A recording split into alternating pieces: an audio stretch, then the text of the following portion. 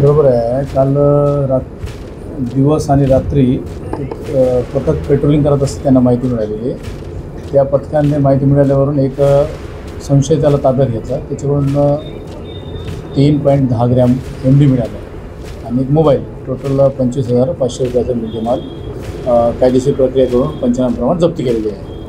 त्याच्यात एक आरोपी ताब्यात आहे, दुसरा आरोपी महत्त्वाचा फरार आहे की तो सापडल्यावरच नेमकं तो माल कुठून आला हे आम्हाला माहिती मिळेल. याच्यात हवालदार पवार, वासुदेव, पखान आणि आशिष आणि PSI थोपटे आणि ढोरमाले या लोकांनी कारवाई केलेली आहे.